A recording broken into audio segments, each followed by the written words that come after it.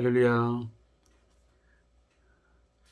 오늘 2022년 3월 28일 오늘 저녁 시간을 주의 말씀을 묵상하면서 마무리할까 합니다.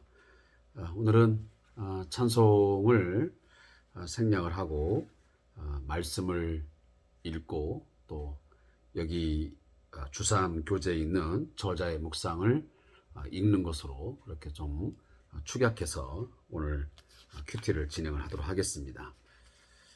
우리가 이 큐티를 진행하는 가장 또 중요한 이유 중 하나가 우리가 물론 어떤 분들은 정한 바에 의해서 매일매일 적당량을 또 자기가 정한 바를 두고 말씀을 읽고 묵상하는 분도 있겠지만 또 그렇지 못한 분도 있기 때문에 최대한 그날 또 주어진 하나님 말씀을 읽는 데에 더 많은 관심을 좀 두려고 합니다. 여러분들은 그 취지를 좀 이해해 주시고 오늘은 이사야 11장과 12장 두 장을 함께 읽으면서 우리 큐티를 진행하겠습니다. 하나님 말씀은 이사야 11장 그리고 12장 두 장을 함께 읽겠습니다. 구약성경 981페이지가 되겠습니다.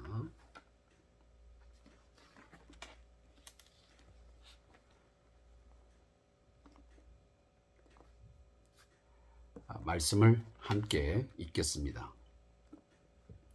이새의 줄기에서 한 싹이 나며 그 뿌리에서 한 가지가 나서 결실할 것이요 그의 위에 여호와의 영 곧 지혜와 총명의 영이요 모략과 재능의 영이요 지식과 여호와를 경외하는 영이 강림하시리니 그가 여호와를 경외함으로 즐거움을 삼을 것이며 그의 눈에 보이는 대로 심판하지 아니하며 그의 귀에 들리는 대로 판단하지 아니하며 공의로 가난한 자를 심판하며 정직으로 세상에 겸손한 자를 판단할 것이며 그의 입에 막대기로 세상을 치며 그의 입술의 기운으로 악인을 죽일 것이며 공의로 그의 허리띠를 삼으며 성실로 그의 몸의 띠를 삼으리라.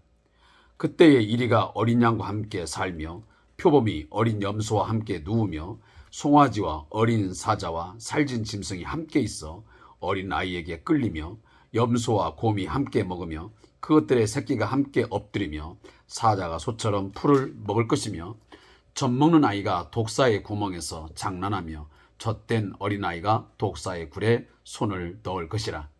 내 거룩한 산 모든 곳에서 해됨이 없고 상함도 없을 것이니 이는 물이 바다를 덮음같이 여호와를 아는 지식이 세상에 충만할 것임이니라. 그날에 이새의 뿌리에서 한 싹이 나서 만민의 기치로 설 것이요 열방이 그에게로 돌아오리니 그가 거한 곳이 영화로우리라. 그날에 주께서 다시 그의 손을 펴사 그의 남은 백성을 아수르와 애굽과 바드로스와 구스와 엘람과 시날과 하맛과 바다 섬들에서 돌아오게 하실 것이라. 여호와께서 열방을 향하여 기치를 세우시고 이스라엘의 쫓긴 자들을 모으시며 땅 사방에서 유다의 흩어진 자들을 모으시리니 에브라임의 질투는 없어지고 유다를 괴롭게 하던 자들은 끊어지며 에브라임은 유다를 질투하지 아니하며 유다는 에브라임을 괴롭게 하지 아니할 것이요 그들이 서쪽으로 블레 사람들의 어깨에 날아앉고 함께 동방 백성을 노략하며 에돔과 모압의 손을 대며 암몬 자손을 자기에게 복종시키리라. 여호와께서 애굽 해만을 말리시고 그의 손을 유브라데 하수 위에 흔들어 뜨거운 바람을 일으키며 그 하수를 쳐 7갈래로 나누어 신을 신고 건너가게 하실 것이라.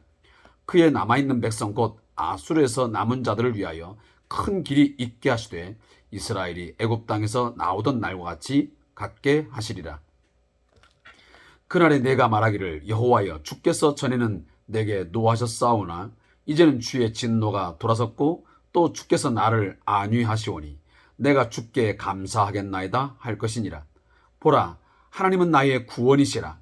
내가 신뢰하고 두려움이 없으리니 주 여호와는 나의 힘이시며 나의 노래시며 나의 구원이심이라.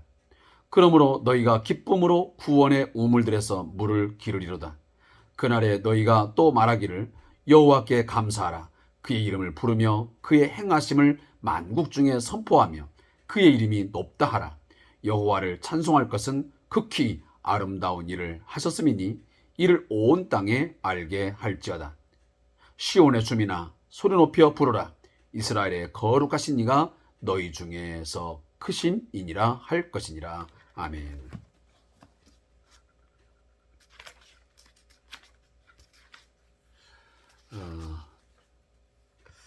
제가 최대한 그 토요일 또 주일도 주3 교제를 통한 이 큐티 시간을 진행하려고는 하는데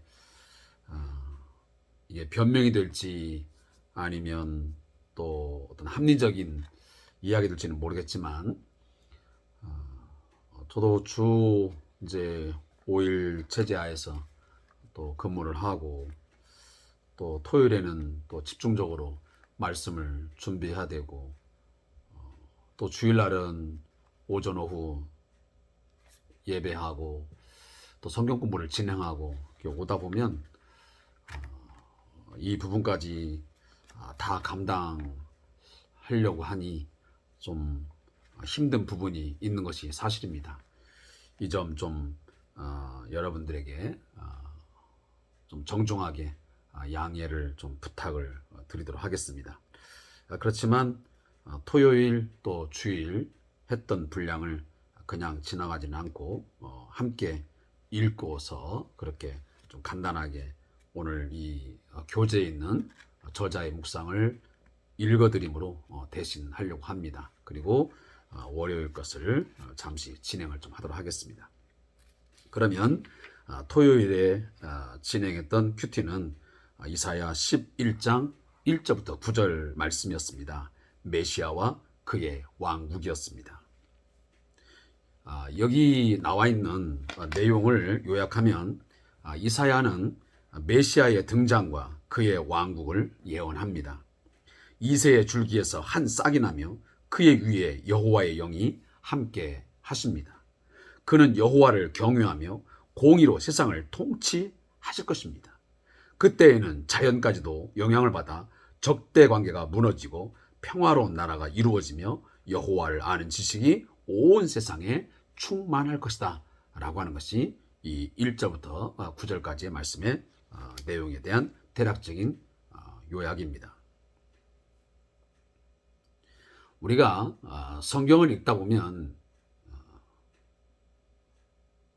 어떤 먼 미래에 일어날 일들이 지금 일어난 같은 그런 묘사를 하는 부분들이 있습니다. 오늘 이 이사야서를 읽다 보면 두 개의 평행선을 우리가 보게 됩니다. 하나는 하나님께서 이 유다 백성들을 바벨론의 포로가 되어서 그들이 노예 생활을, 다시 말하면 포로민으로서의 삶을 살아가지만 반드시 하나님께서 그들을 돌이키게 하시겠다는 말씀을 하시고, 동시에 복선으로 장차 메시아를 통해서 하나님이 자기 백성을 돌아오게 하심으로 그 자기 백성을 모으신다고 하는 이 두 가지의 이미지가 동시에 함께 이야기되고 있는 것을 보게 됩니다. 특히 오늘 본문도 그런 맥락 속에서 보면 지금 북이스라엘과 남유다가 이제 아수르와 이 바벨론에 의해서 멸망을 하게 됩니다. 그것이 이 이사야서의 예언이 되어져 있습니다. 그러나 하나님은 자기 백성이 죄로 말미암아 멸망을 하여 포로로 이끌려가고 각각 흩어진 그런 디아스포라의 그런 삶을 살아가지만 마지막에는 남은 자를 하나님이 남겨두시고 그들을 다시 모아들여서 그들로 하여금 하나님 되심을 찬양하고 그 하나님의 구원하심을 높이면서 경배하는 그러한 모습을 갖게 될 것이라고 그 회복의 메시지를 동시에 주고 있습니다. 특히나 오늘 11장에 보면 이 남유다와 북이스라엘의 포로에서의 돌아옴을 이야기함과 동시에 장차 메시아, 다시 말해 2세의 줄기에서 한 싹이 나고 그 뿌리에서 한 가지가 나서 결실한다. 이게 바로 메시아의 탄생을, 다시 말해 메시아의 출생을 의미하는 것이거든요. 그러니까 예수 그리스도는 이 바로 다윗의 자손 2세의 줄기에서 바로 한 싹으로 굉장히 연약한 그런 싹이죠. 그는 어떤 강하고 위대하고 그런 존재로서 이 땅에 오신 것이 아니고 한 그 어린 싹처럼 매우 미약하고 또 연약한 그런 존재로서 이 땅 위에 메시아로서 오시게 된다는 것을 오늘 본문이 말씀하고 있습니다.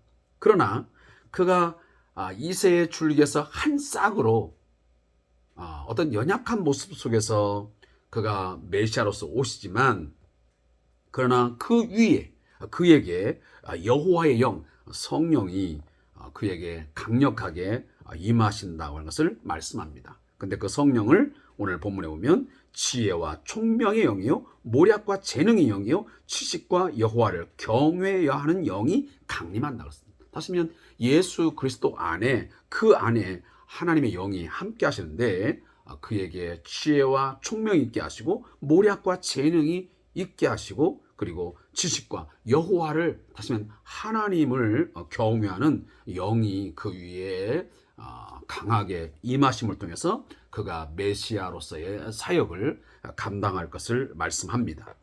그리고 그 지혜와 총명의 신 그리고 모략과 재능의 영 그리고 지식과 여호와를 경외하는 영으로 충만하게 채워진 그것들로 가득하게 채워진 그 메시아가 통치 사역을 하는 그 세상, 그 나라는 분명히 공의로운 세상이 될 것을 말씀합니다. 세상의 왕, 당시에 바벨론이든 아수르든 또 유다의 왕이든 이스라엘의 북쪽 이스라엘 왕이든 그 인간 왕이 다스리는 곳에는 진정한 공의, 공정 있지 못했습니다. 그러나 오늘 하나님께서 말씀하시기를 이 메시아가 오셔서 이 땅을 통치하시고 다스리게 되면 그 땅에는 그 세상에는 반드시 공의로운 정치가 있게 될 것을 말씀합니다. 그래서 공의로 가난한 자를 심판하며 정직으로 세상의 겸손한 자를 판단하고 그 입에 막대기로 세상을 치며 그 입술의 기운으로 악의를 다시 말하면 선과 악에 대해서 반드시 하나님의 공의로운 심판에 의한 그런 통치 행위가 있게 될 것을 말씀합니다. 인간 왕이 통치할 때는 가난한 자들이 억울하게 심판을 받아 그들이 한을 갖게 되고 뭔가 분노를 갖게 했지만 이 메시아를 통한 공의로운 그 정치, 어떤 통치 행위를 통해서는 가난한 자들이 그런 심판을 받는 일이 결코 있지 않을 것을 말씀합니다. 그리고 정직으로 세상에 겸손한 자를 판단하겠다. 그리고 그는 그 입의 막대기, 그 말씀을 통해서 그 입술의 기운으로 통치함을 통해서 악인들은 결코 용납되지 않을 것을 말씀합니다. 세상에 이 왕의 통치하에서는 악인들이 득세하고 악인들이 큰 소리를 치고 악인들이 의인을 짓밟고 그들을 괴롭히는 그런 일들이 있지만 결국 이 메시아의 통치 속에서 그 입술의 기운으로 통치할 때는 악인들은 결코 살지 못할 것이며 그들은 생존할 수 없다는 것을 분명히 말씀을 하고 있습니다. 그리고 6절 이하에서는 무엇을 얘기냐면 그 메시아의 통치 안에서는 이 적대 관계가 다 해소되어지고 평화의 관계, 다시 하면 진정한 샬롬, 다시 하면 에덴 동산의 그 아름다운 관계가 회복될 것을 말씀합니다. 다시 하면 하나님과 인간의 관계가 회복될 뿐만 아니고 인간과 인간과의 그 관계, 그리고 인간과 또 자연과의 관계, 이 모든 삼각관계가 가장 조화롭게 그리고 가장 평화로운 그런 샬롬의 그런 관계가 있게 될 것을 말씀합니다. 그래서 암소와 곰, 또 사자와 소, 또 젖먹나이와 독사, 이런 관계가 어떤 해하는 관계가 아니고 서로를 약육강식에 의해서 누가 누구를 잡아먹고 잡히나 먹는 그런 관계가 아닌 철저한 서로 평화의 관계를 맺으면서 그 관계 속에서 가장 행복한 삶을 서로가 누리게 될 것을 말씀을 하고 있습니다. 그래서 메시아가 다스리시는 그 나라에는 공의가 넘쳐나고 그리고 평화가 진정으로 깃들어서 가장 살기 좋은, 가장 아름다운 세상이 만들어질 것이라고 하는 것을 오늘 하나님께서 이사야를 통해서 오늘 메시아의 출현, 그리고 메시아를 통한 통치를 예언하고 있습니다. 자, 이 부분을 제가 저자의 묵상을 잠깐 좀 읽어드리겠습니다. 선지자는 멸망을 예언하는 사이사이에서 메시아께서 이루시는 영원하고도 평화로운 나라를 예언함으로써 택한 백성들을 격려하고 위로하십니다. 이는 당시 사회상과 무관하지 않습니다. 당시에 힘없는 고아와 과부는 침탈의 대상이었습니다. 그러나 메시아의 나라는 공의가 시행될 것을 강조합니다. 또한 유다가 맞이할 전쟁은 백성들에게 큰 손상을 입히는 것이었습니다. 그러나 결국에 메시아가 이룩하실 나라는 그 어떤 손상이나 해도 없음을 말씀하시며 백성들을 위로하십니다. 하나님은 그의 백성들의 죄 때문에 어쩔 수 없이 재앙을 내리시지만 그렇다고 그 백성의 멸망을 바라는 분이 아님을 선지자의 예언은 분명히 밝혀주고 있습니다. 예수님께서도 자신이 심판이 아니라 구원을 이루기 위해서 보냄을 받았다고 말씀하십니다. 요한복음 3장 17절입니다. 우리는 이런 아버지의 마음을 이해하고 어떤 어려움이 와도 우리를 사랑하시고 구원하기 원하시는 하나님에 대한 신뢰를 놓아버린 일이 없어야 할 것입니다. 제가 이 저자의 묵상을 읽으면서 또 한 가지 좀 아쉬운 점 뭐냐면, 사실 이 본문의 가장 중요한 강조점, 핵심은 뭐냐면, 이 땅은 아무리 좋아도 인간이 다스리는 이 세상은 가장 공의롭고 그리고 평화로운 나라는 이룰 수 없습니다. 물론 그런 나라를 추구하고 우리가 함께 노력은 해가지만, 그러나 인간이 다스리는, 또 인간이 함께하는 세상은 늘 이 어떤 불의, 불공정, 또 억압, 갈등, 약육강식의 어떤 그 논리가 지배하는 사회, 이런 것들을 벗어나기는 참 어렵습니다. 어찌 보면 불가능하다고 말씀을 드린 것이 오히려 솔직한 표현이 되지 않겠습니까? 결국은 우리가 가장 궁극적으로 바라고 기대하고 소망해야 되는 것은 이 메시아를 통한, 예수 그리스도를 통한 이 통치와 다스림이 있는 그런 세상이 우리 가운데 있어질 뿐만 아니고 마지막 그날에 예수 그리스도가 재림하시는 그날에 그의 온전한 통치가 이루어짐을 통해서 우리들이 그토록 원하고 바라고 기대하고 소망했던 바로 그 새 하늘과 새 땅이 이루어짐을 통한 그러한 그 에덴 동산의 것보다 더 좋은, 더 나은 그런 하나님의 통치의 세상, 그런 나라를 우리가 바라보아야 된다라고 하는 것이 오히려 이 본문을 우리가 묵상하는데 더 큰 도움이 되지 않나 하는 생각이 듭니다. 우리는 보면 어찌 보면 이 세상이 이 어쩌면 불의한 세상, 끊임없이 죄가 관영하고 많은 사람들이 억울하고 또 답답한 일을 당하는 세상, 이게 언제까지 그럴 것인가 라고 하는 생각을 들으면서 때로는 답답해하지만, 그러나 우리가 말씀을 묵상하면서 깨닫는 건 뭐냐면 반드시 메시아가 이루실 또 그 이루는 그 완전한 하나님의 나라가 반드시 우리에게 있다는 사실입니다. 이 하나, 여러분, 이 소망을 결코 우리가 포기하거나 또 우리가 의심하는 일이 없기를 바라겠습니다. 그리고 11장 10절부터 16절까지는 남은 백성의 귀환을 이야기하고 있습니다. 결국은 하나님께서 이스라엘 백성들, 그리고 유다 백성들이 결국은 멸망을 하여 포로로 이끌려가지만 결국에는 다시 미래에 유다가 포로에서 돌아올 어떤 사건, 그리고 종말의 메시아를 통해서 새롭게 회복되는 사건들이 이 11장 10절부터 16절 말씀에도 함께 들어가 있습니다. 자, 여기도 나오는 것들을 제가 저자의 묵상을 읽으면서 그냥 여기 나와 있는 10절부터 16절 그 말씀을 좀 가름하겠습니다.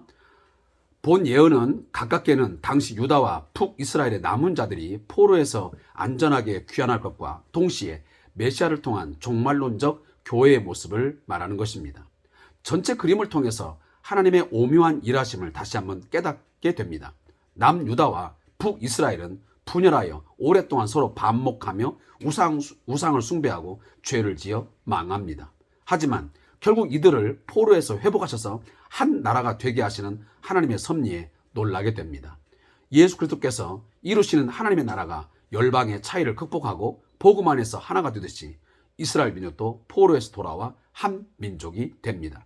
이처럼 하나님의 일하심은 단순히 심판의 의미만을 가지지 않습니다. 그것을 통해 통일을 이루시는 큰 그림이 있는 것입니다. 우리의 생각대로 하나님의 일하심을 판단하는 것을 조심해야 합니다.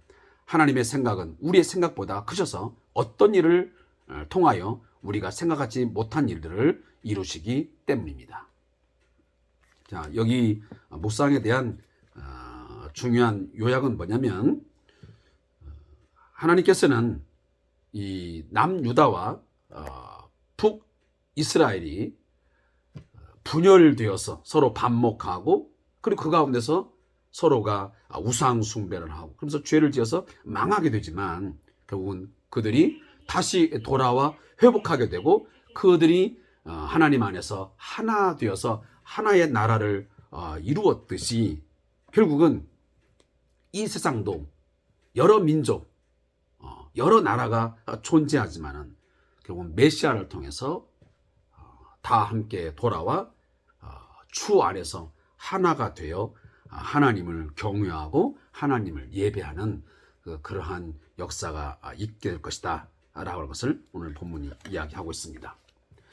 그리고 이제 마지막으로 오늘 함께 하게 되는 12장 1절부터 6절까지의 말씀은 구원자에 대한 감사 찬송입니다.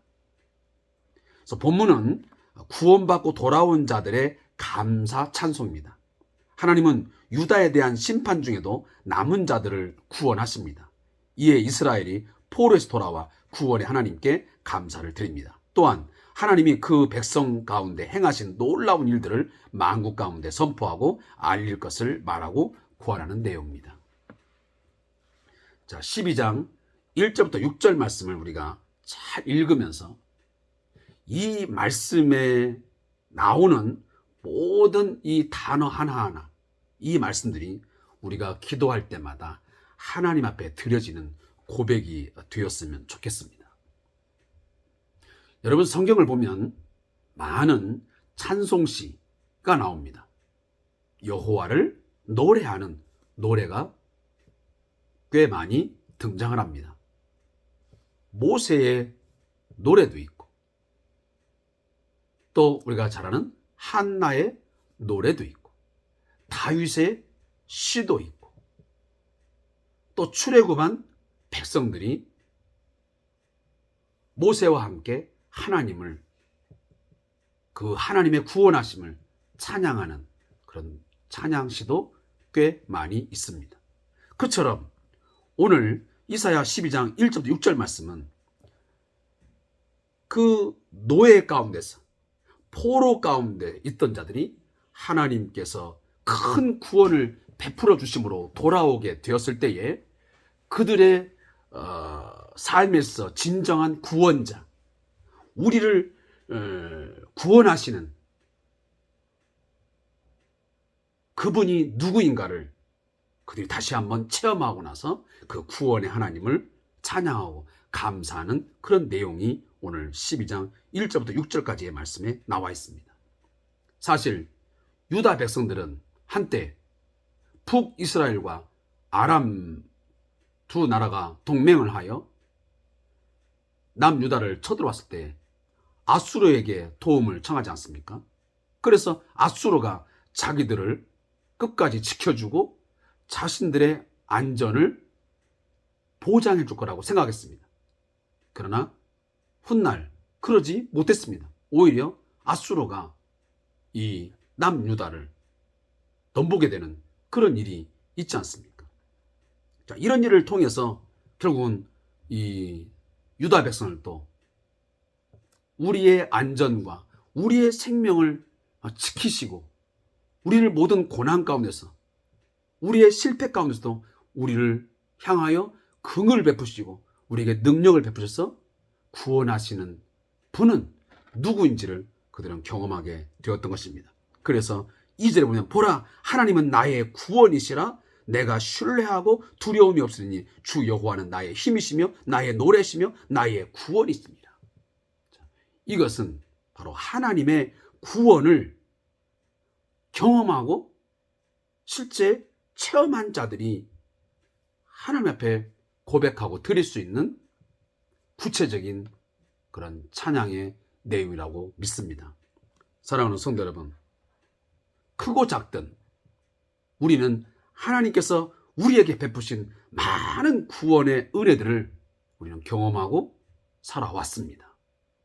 그렇다면 오늘 이 저녁에 저와 함께 큐티를 나누는 우리 모든 성도들도 오늘 하나님 앞에 이러한 고백과 또 찬양을 드리면 매우 당연하다고 말씀을 드릴 수 있습니다.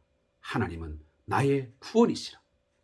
이것은 다윗이 많은 그 시편 가운데서 고백한 중요한 키워드입니다.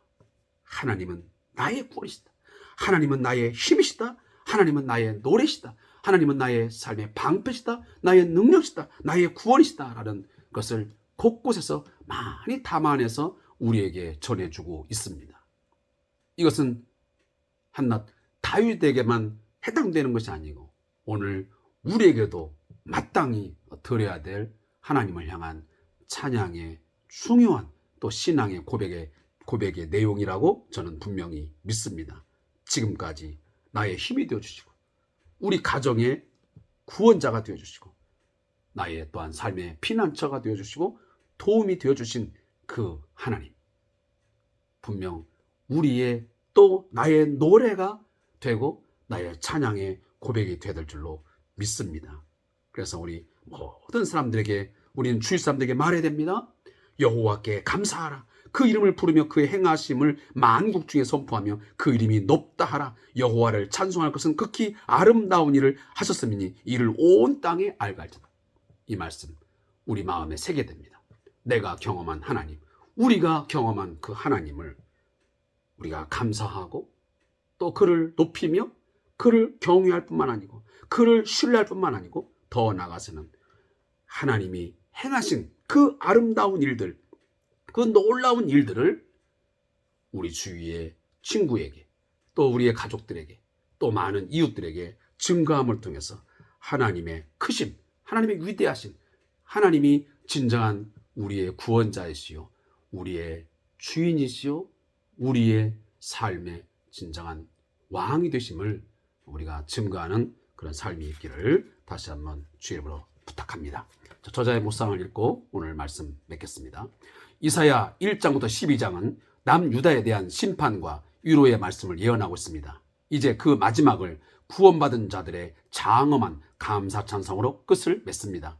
이러한 패턴은 출애굽 때도 나타나고 있습니다. 출애굽과 홍해의 기적을 경험한 이스라엘은 하나님께 감사 찬송을 드립니다. 바로 출애굽기 15장에 나오는 바로 모세의 노래입니다. 요한계시록을 보면 구원받은 자들이 천국에서 행하는 일도 똑같습니다. 그들은 자신들의 멸류관을 하나님께 돌려드리며 구원하심이 오직 하나님께서 행하신 일임을 찬양합니다. 요한계시록 5장 10절 그리고 7장 9절부터 10절 말씀을 꼭 여러분들이 한번 읽어보시기 바랍니다. 결국 성도의 삶에 남는 것은 감사라는 것을 기억해야 됩니다. 오늘 내가 이렇게 살아가고 있는 것도 나중에 보면 모두가 다 하나님이 하신 일임을 확인하게 될 것입니다. 따라서 감사 찬송을 드릴 날이 반드시 오게 될 것입니다. 그러므로 지금 이 순간이 하나님이 우리 가운데서 행하시는 시간임을 기억하고 순간순간 감사해야 됩니다. 따라서 범사에 감사함이 있어야 될 줄로 믿습니다. 그분은 오늘도 택한 백성 가운데 크신 분으로 역사하시고 계십니다. 특히 나의 삶을 또 우리의 삶을 돌보고 계심을 믿고 감사하는 성도가 되어지기를 주의 이름으로 부탁합니다. 무릎 기도입니다. 하나님, 부족한 자의 삶에도 크신 분이 되어주셔서 감사합니다. 저를 붙들어 주시고 계심을 믿고 담대히 살아가게 하소서.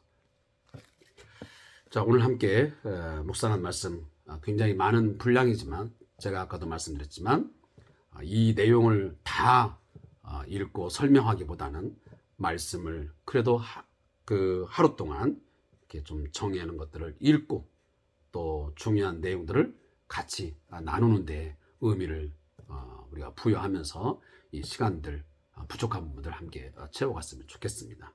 오늘도 저와 함께 주삼 교제를 통한 말씀 묵상의 시간을 함께 해주신 성도님들께 감사의 말씀을 드리고 이번 한 주간 또 내일도 주 안에서 승리하는 삶을 사시기를 주의 이름으로 축원합니다. 감사합니다.